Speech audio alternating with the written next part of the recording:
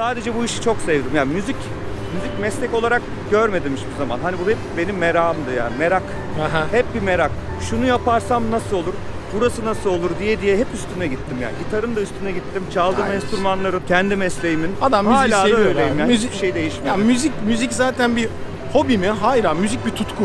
Evet. Başka bir dala geçiyorsunuz müzik Evet. yaparken arkadaşlar. Hani eğer öyle yapmıyorsanız zaten hayat çok sıradan gelir. Müzikte de mutlu olamazsınız. Gerçekten tutkuyla seveceksiniz ya da hiç yapmayacaksınız. İki arası yoktur yani. Ya ne anlamda yapmayacaksınız? Profesyonel anlamda. Yani amatörce uğraşacaksanız sonuna kadar uğraşın. Onda bir sıkıntı yok. Buraya mı gideceğiz? Var. Konak yer. Abi mekan. Hocam kolay gelsin, ses analizi yapalım. Bir arkadaşımızla tanıştık. Ya çekim yapıyoruz. Operadan arkadaşım Tankut'la merhaba. beraber. İyiyim, teşekkür ederim. İsmin neydi? Efe. Efe, memnun oldum. Memnun Ne oldum yapıyorsun? hocam. Ne zamandır izliyorsun? Valla hocam bir iki aydır falan böyle Yakın zamanda. düzgün, aynen Kimleri öyle. izliyorsun? İlk başta normal herkesin klasiklere baktım, sonra bilinmeyenlere geçtim şu an işte böyle. Eyvallah ya. İşe yarıyorsa ne güzel. Evet ya, o mesela burundandır, ses ağzı falan, onlara dikkat ediyor. Senin- İnsan ister istemez dikkat Dikkat ediyor, etmeye değil mi? başlıyor. İşte bir işe yarıyorsa güzel dedim ya. Teşekkür ederim. Devam ediyoruz. Yok, Çok memnun görüşürüz. oldum tanıştım arkadaşlar. Kendinize iyi bakın. Şimdi nereye geldik biz? Şimdi konak yere geldik. İzmir'i seviyorum abi. Dinlenmek önemli ya şarkı. Dinlenmek çok önemli.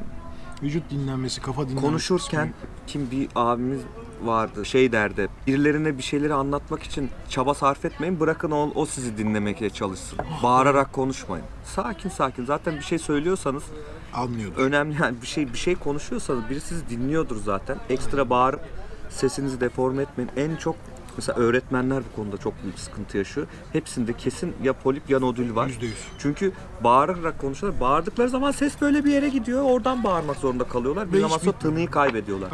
Hep buralarda konuşmaya özen gösterin. Gaza gelip bağırmayın. Çünkü yani bir hareketle her şeyi bitirebilirsiniz. Yani çok tehlikeli bir şey. Ani sinirlendiğiniz zamanki o Evet. çıkarttığınız sesler, çıkarttığımız hepimizin yani. Onun Ses için telleri çok çabuk yıpranabiliyor arkadaşlar ve nodül olduğunuz zaman da hiçbirinizin başına gelmesin ama nodül olan bilir.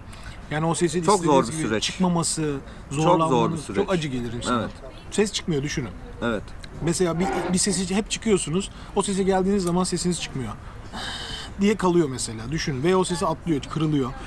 O nedenle dikkatli olun. Sigara için Söyle. tekrar şöyle bir şeye döneceğim. Söyle. İlk başta mesela sesiniz de çok güzeldir, yeteneklisinizdir de. İlk başta gelir çok güzel ama süper. belli bir yaştan sonra böyle 20'li yaşlar çok güzel gider. Çok. 30'lara gelinir. Harikasınızdır. Sahnede çok gürlüyorsunuzdur. Harikadır. Ama belli bir yaştan sonra vücut düşmeye başlayacak. Ve siz İyi bakmalısınız. o yaşlarda zaten iyi olduğunuz için onun vermiş olduğu özgüvenle bunu artık mesleğiniz haline getirirsiniz. 40'a geldiğinizde, 40'a bile gelmeden eğer o sigara ve kötü alışkanlıklara devam ederseniz o sesiniz bir gün Gider. gidecek. Şimdi kanalda En kötüsü de bu. Ve çok onun güzel- dönüşü olmuyor. ben kanalda rapçilerin analizlerini yaptım. Önce bana dediler ki ne yapıyorsun? Rapçilerde ses mi var? İşte onlar şarkı söylemiyorlar.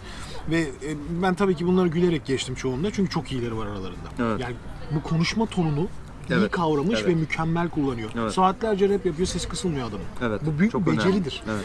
Şimdi onlar için diyorlar ki ya çocukların hep sigara içiyor, kötü hayatlar yaşamışlar. Şunlar mesela 30 yaşında bir rapçiye dedim ki ya yaşın çok genç. Bak anlamazsın, dikkat. 30 yaşına genç mi hocam dedi. Ya farz edin 40 yaşına geldi. 30 yaş Dinlemek genç istemeyecek tabii ki. misiniz yani 40'tan sonra onu? Veya o söylemek istemeyecek mi? Ama bunlara devam ettiği sürece 40 yaşından sonra silinmeye başlayacak. Çünkü yapamayacak 40'a istediklerini. gelemeyebilir ya. Hı. Rap için söylemiyorum ama şarkıcılıkta Şarkıcılıkta daha 30'dan zor. sonra başlıyor. O yavaş yavaş Bitmeye hatta başlıyor. tabii bitmez mi ya, nasıl dayanacak vücut Tabii. sürekli, yani vücudun hiçbir yeri dayanmıyor zaten ki burası çok önemli bir nokta yani. Şöyle bir şey soracağım sana. Ben buraya gelmişken böyle opera kültürü dediğimiz zaman ses, şimdi mesela biz aldığımız terimler de dışarıdan. İşte ne bileyim, 3 ses vardır. Bas, bariton, tenor. Efendim Tabii işte. aralarında ayrılıyor onlar. Ha, bunlar ayrılıyorlar. Bu terimlerle ilgili olarak mesela sen bir tenor renksin.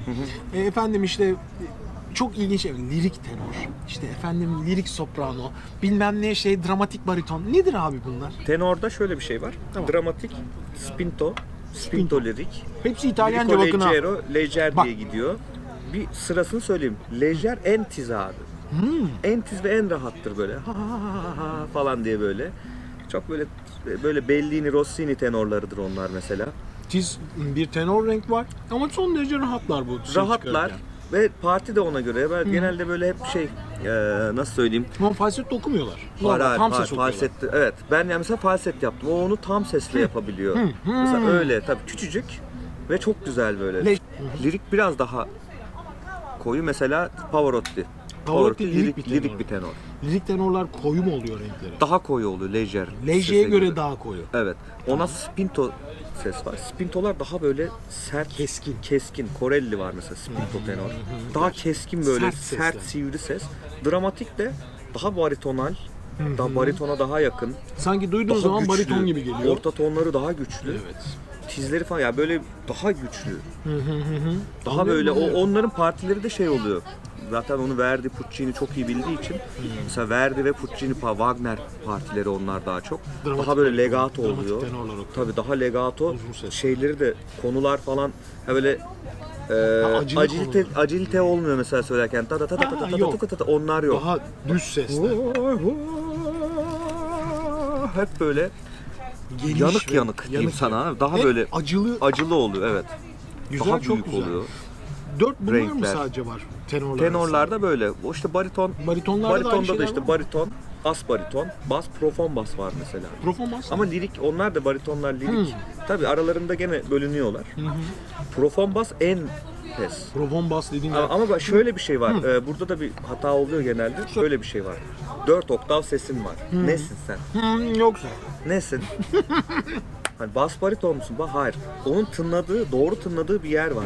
Orası neyse sen orsun. Aslında olsun. İşte benim ses telimin biraz uzun olması, kısa olması, kalın olması o Her şeyi şeyi değiştirecek. belirliyor. Yani birazcık şu kadarcık bir şey olması değiştiriyor her şeyi. Ona göre belirlenmiyor.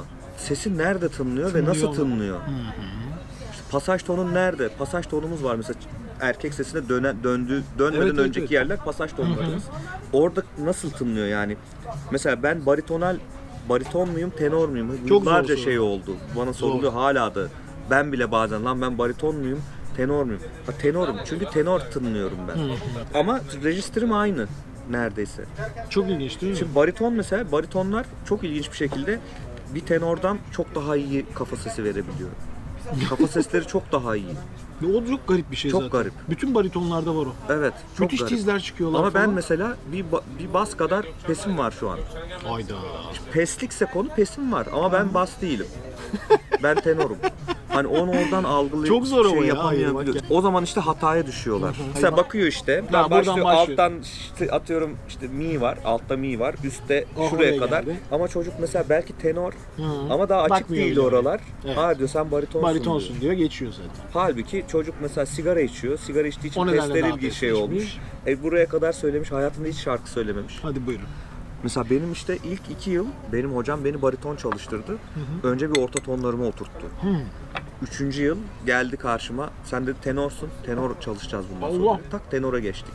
Yarım saat çalışıp sesleri kısılıp çalışmayı bitiriyorlar. Biz 10 saat çalışıyorduk. O da ilginç bir Demek ki şeymiş. doğru bir şey yapıyorduk Tabii. yani. Demek Yarım oradan saat çalışıp sağlama ses yapıyorsun. kısıldığı zaman zaten Yani yarım saat çalışıyor, yoruluyor. 1 saat çalışıyor, yoruluyor. Hayır. En az 4 saat çalışması lazım ses mesela. kondisyon işi değil mi ya? Kondisyon işi de var. O da kondisyonla da alakalı. Değil mi yani? Hani kondisyon Tabii. düşükse uzun süre şarkı söylemeyip yapıyorsan düşüyorsun zaten. Tabii yavaş her şey bu kas bu da bir buradakiler de Çalıştırmak her şey kas. gerekiyor yani. Yani atıyorum vücut geliştirmede Tabii, de öyle. tabii, Koşarken de öyle. İlk başlarız 200 metre 300 metre koşarsın. Nefes nefese kalırsın. Aynen, O aynen. gittikçe gelişir. Şimdi operaya yönelmek isteyen gençler.